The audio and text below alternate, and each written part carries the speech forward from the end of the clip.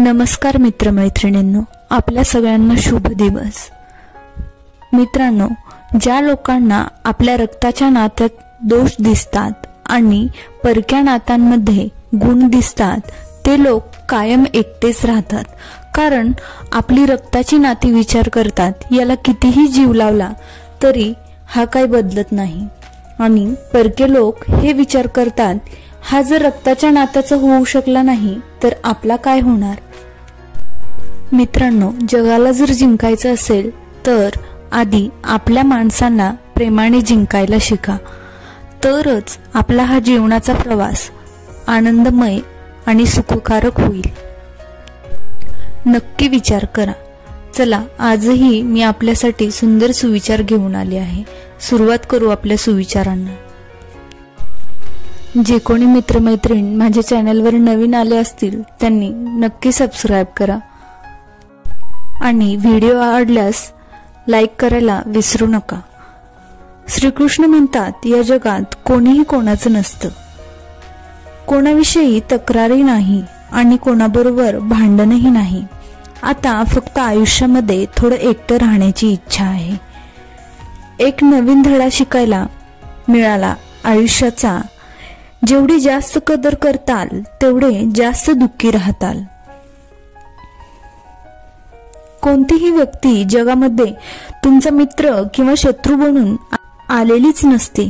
तुमचं वागणं आणि तुमचे शब्दच लोकांना तुमचा मित्र आणि शत्रू बनवतात।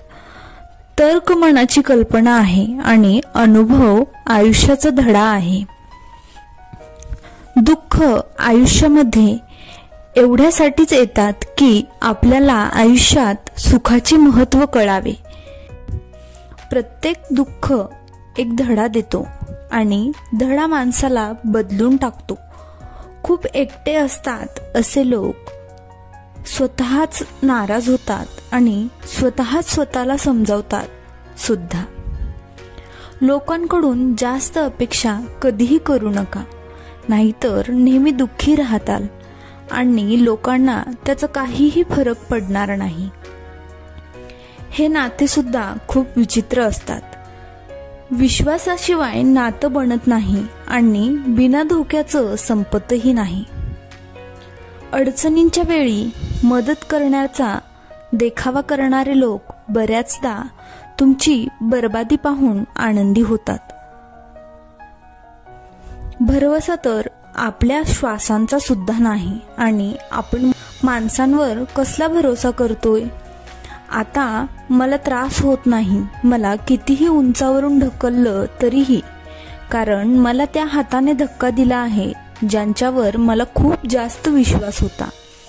ज्याला तुमच्या भावना समजतात तरीही तो तुम्हाला त्रास देतो, तो तुमचा कधीही होऊ शकत नाही। तुमचा विश्वास डोंगर सुद्धा हलवू शकते आणि तुमचा संशय नात्यांमध्ये डोंगर उभा करू शकते। तुम्ही कधीही असा विचार करू नका की तुम्ही एकटेच आहात, तर असा विचार करा की तुम्ही एकटेच पुरेसे आहात। वाया घालवू नका तुमचे शब्द कोणासाठीही, फक्त शांत राहून पाहत राहा, तुम्हाला कोण समजून घेतो। एक वेळ अशीही येते जेव्हा माणूस दुःख सहन करणे शिकतो। रुसण्याचा हक्क तर आपलेच देतात, परक्या लोकांसमोर तर हसावं लागतं। कोणावरही प्रेम करणं चुकीचं नसतं, पण कोणावरही प्रेम करून सोडून देणं मात्र चुकीचं असतं। काही लोक बुडतात तेव्हा समुद्राला सुद्धा आश्चर्य वाटतं की विचित्र माणूस आहे, कोणालाही हाक सुद्धा मारत नाही हा वाचवण्यासाठी। जो माणूस नेहमी शांत राहतो तो त्याच्या शांतपणामध्ये सुद्धा खूप काही सांगतो। खरं प्रेम बऱ्याचदा चुकीच्या लोकांवर होत असतं। चांगले लोक आनंद देऊन जातात आणि वाईट लोक धडा देऊन जातात। कलियुगामध्ये लोक कमाल करतात, भाऊ भाऊ म्हणून वापर करून घेतात। तुमचे दुःख फक्त त्यालाच सांगा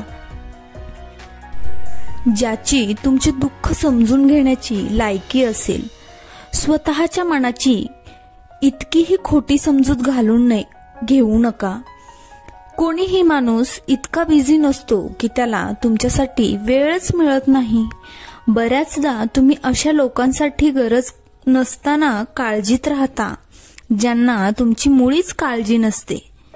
भ्रमात राहू नका की प्रत्येक नातं खास असतं. येथे तर प्रत्येक आपला असणारा व्यक्ती शेवटी धोका देऊन जात असतो. आयुष्यामध्ये असा ॲटिट्यूड बनवा की जो जसा आहे त्याला त्याच भाषेमध्ये समजावता येईल. वाईट वेळेमध्ये जो माणूस तुमची साथ सोडेल तेव्हा समजून घ्या की तो माणूस कधी तुमच्याबरोबर नव्हताच. मी जेव्हा जेव्हा कोणालाही संधी दिली तेव्हा तेव्हा प्रत्येकाने मला धोकाच दिला. तक्रारींची सुद्धा एक इज्जत असते, म्हणून तक्रारी कोणी दिसलं की त्याला सांगितल्या जात नाहीत.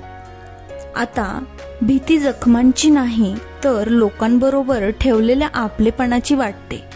खूप जवळून पाहिलं आहे जगाला, म्हणून तर सगळ्यांपासून दूर जाऊन बसलो आहे.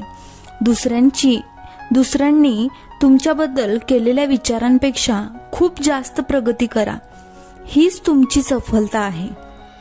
आयुष्यामध्ये काही वेगळं करायचं असेल तर गर्दीपासून दूर होऊन चालावं लागेल.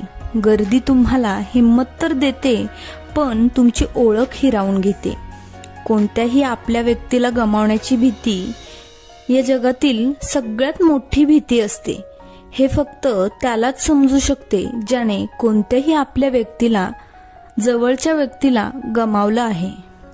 असं म्हणतात की सोडणारे सोडून जातात, मग काहीही हो, आणि निभावणारे निभावतातच, मग परिस्थिती कशीही असो. बऱ्याच वेळा मन दुखावले की चेहऱ्याचा रंग उडून जातो. प्रेम जर खरं असेल तर आठवणी खूप दुःख देतात.